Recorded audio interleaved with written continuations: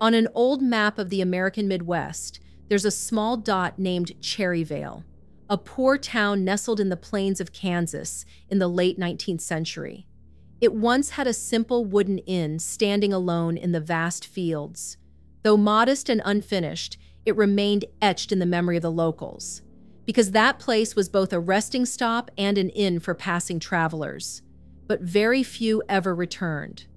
Over time, it earned the region's most chilling nickname, the Inn with No Way Out. The house had 2 rooms.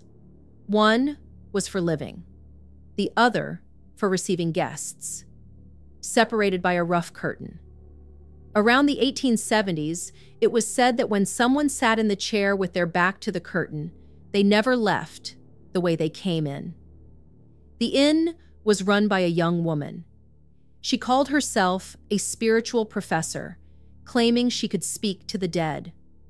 She was quite attractive, spoke fluent English, carried herself with confidence, and was always friendly with the guests.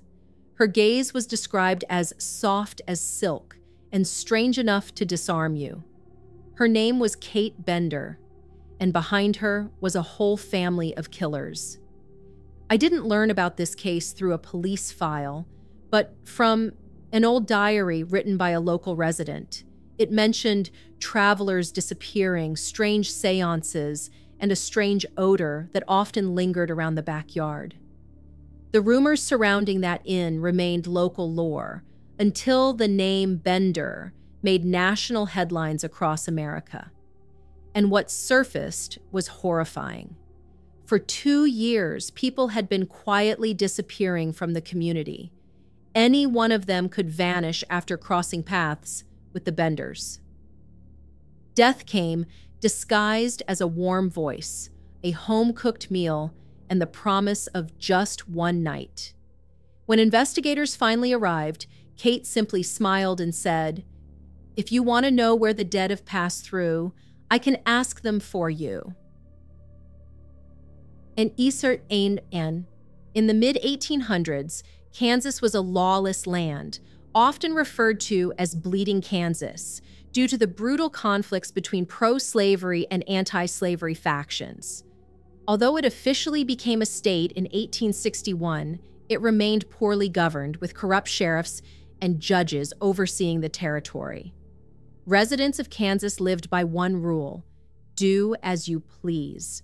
Disputes were settled through force, not negotiation. Yet despite the chaos, Kansas became a haven for settlers. In 1862, the U.S. government passed the Homestead Act, allowing people to acquire land for a small fee and start new lives.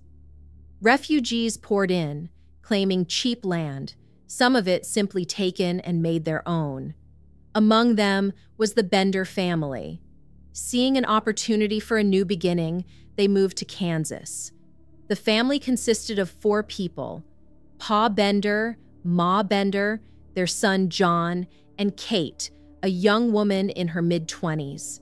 They spoke broken English with a German accent. They arrived like many others, without documents, history, or known background. They purchased a small plot of land near the Osage Trail, built a modest 2-room cabin, and opened a small inn that also served as a general store. Locals viewed them with suspicion. The old man rarely spoke, the mother always wore a scowl, the son seemed polite but awkward. Only Kate made people feel at ease. Kate, the main host at the inn, was a young, attractive woman with a gift for conversation. Her charm and confident presence quickly drew attention. Occasionally, she hosted spiritual séances or offered energy healing, which fascinated and intrigued many passers-by. She called herself Professor Katie Bender, a title that was half in jest, half in earnest. But in a place full of unrest and constant uncertainty, anyone could become whoever they claimed to be. Travelers often stayed at the wooden inn in the middle of the plains for just one night. They would set down their bags, enjoy a warm meal in the dim glow of lantern light, and speak casually with the charming young woman. Some attended her mysterious séances under flickering candlelight, wind chimes tinkling behind the curtain. Others simply sipped tea and drifted into sleep.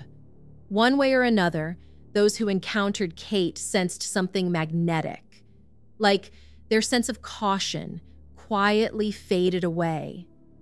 And in a land battered by sun and dust, a woman who made others feel safe was the most dangerous presence of all. In Cherryvale, each resident lived freely and independently in their own way. The land stretched endlessly, dotted with sparse wooden houses scattered across the plains. The sound of horse hooves echoed down dusty roads for miles, like a familiar melody. Life moved slowly here, peacefully, and no one was in a hurry to find answers to someone else's journey. At the Bender Inn, life seemed to flow in a gentle rhythm. Every day, they tended to the lush vegetable garden behind the house, carefully planting and harvesting. Inside the small shop, jars of sweet fruit preserves, soft fabric rolls, and handmade remedies were neatly arranged, ready to serve passing travelers. Kate, with her gentle smile and graceful manner, always greeted people with warmth.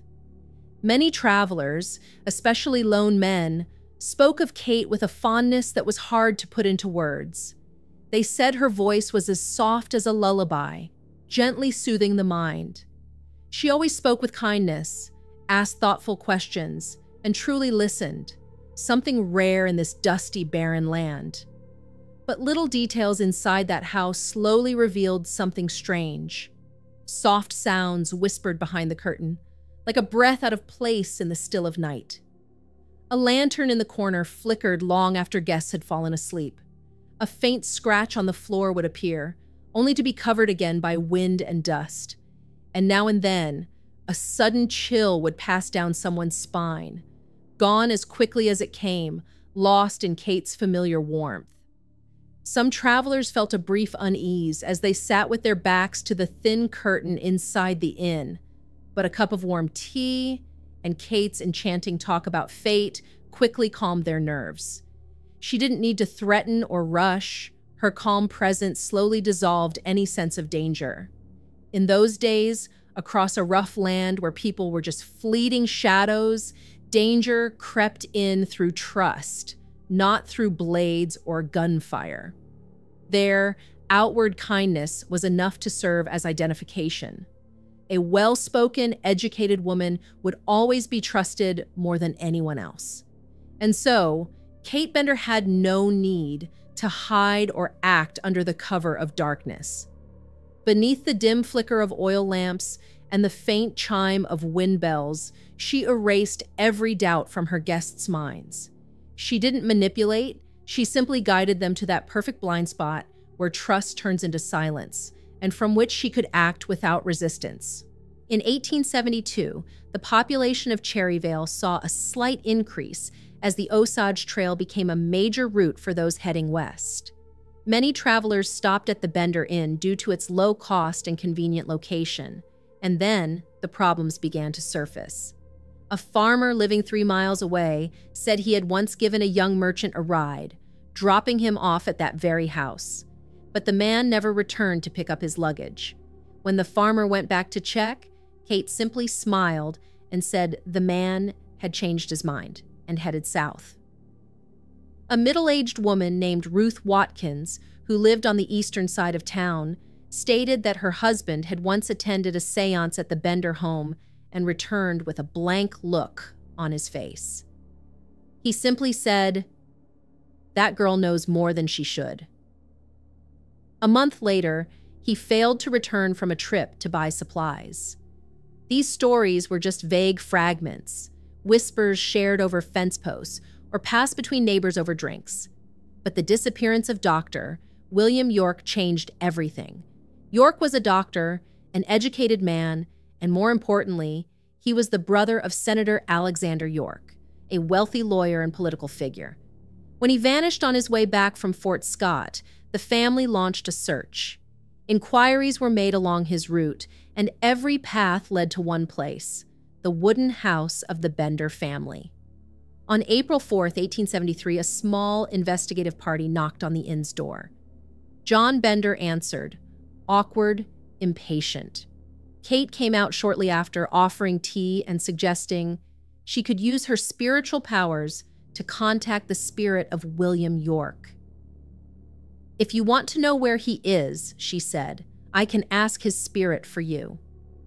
In the official statement, one investigator described Kate's expression as strangely calm when she said those words.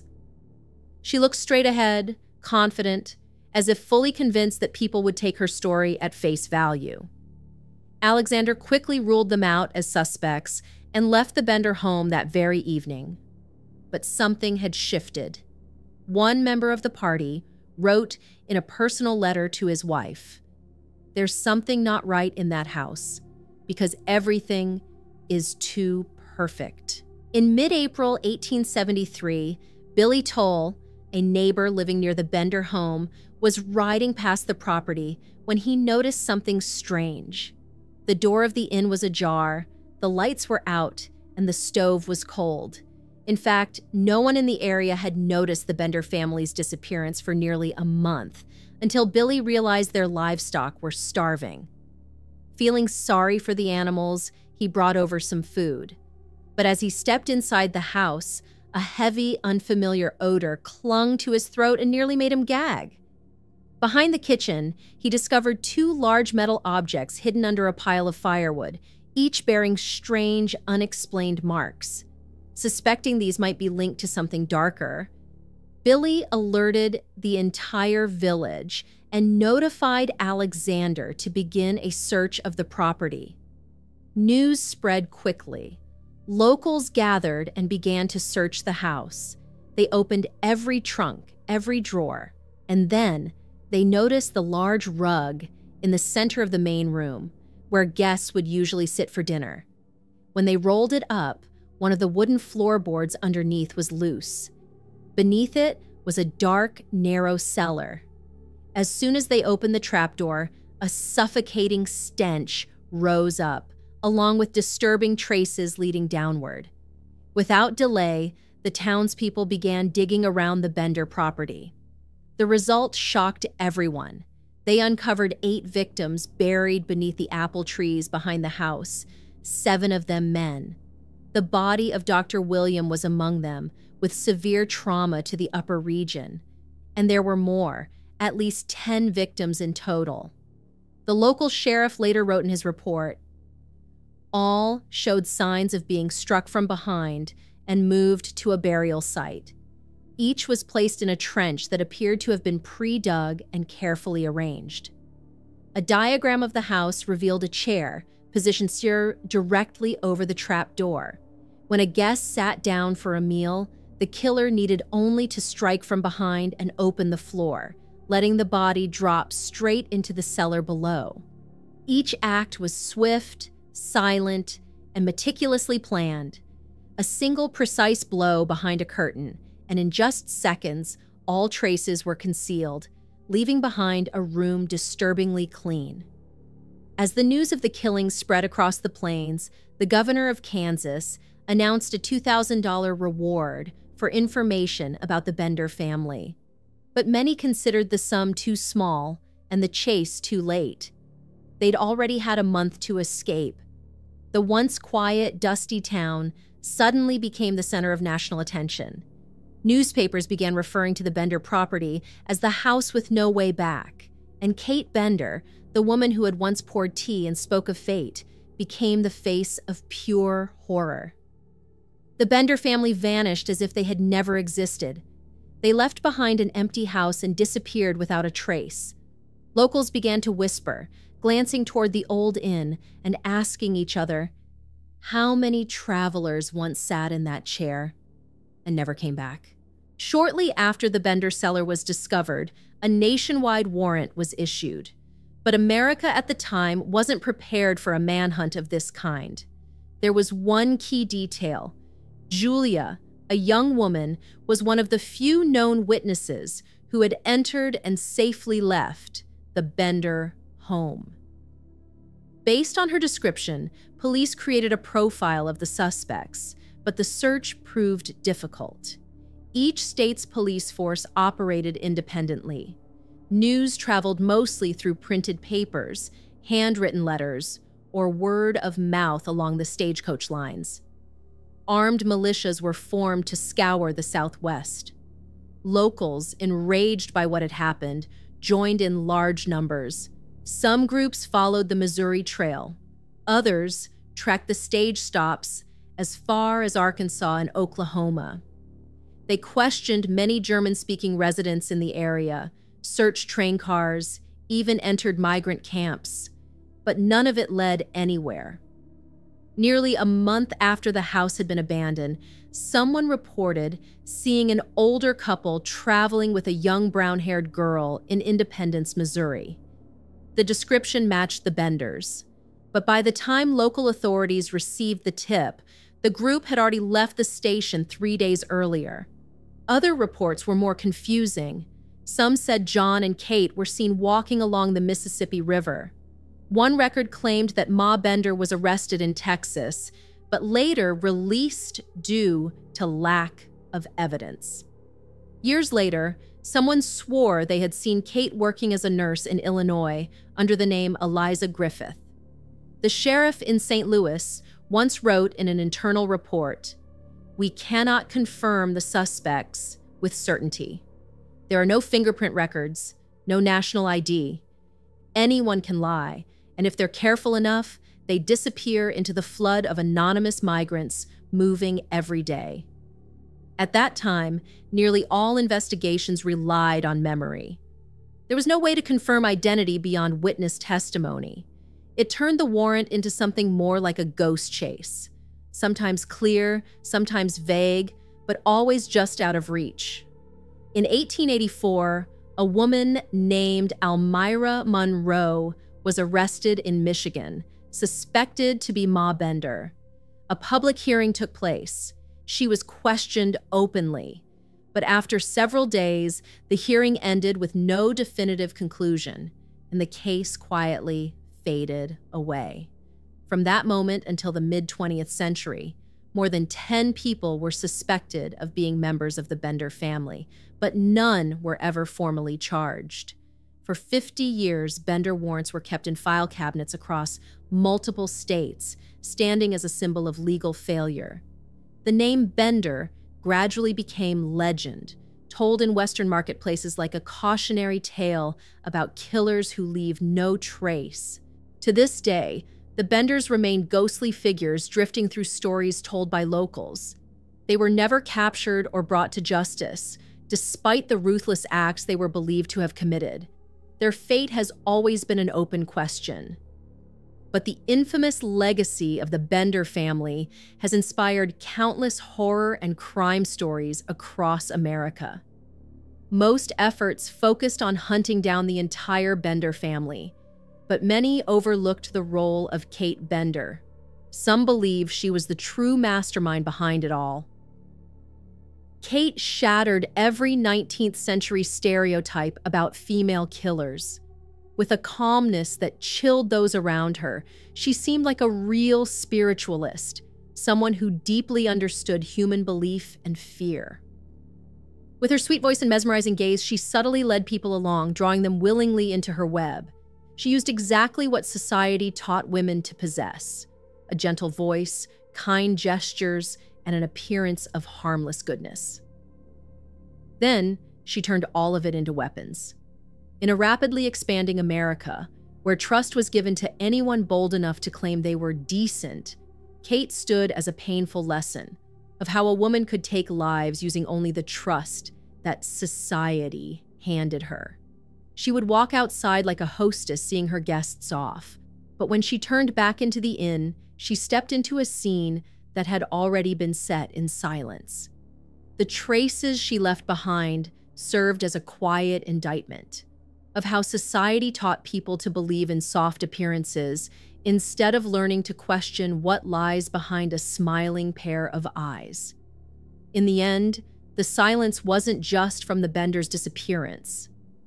It came from our own shock at realizing that a woman like Kate, gentle, charming, could be the one behind all those chilling vanishings. Sometimes the most dangerous person is hidden behind the face we least suspect. If you found this story compelling, consider subscribing and liking the video. It helps us bring more forgotten cases like this one back into the light.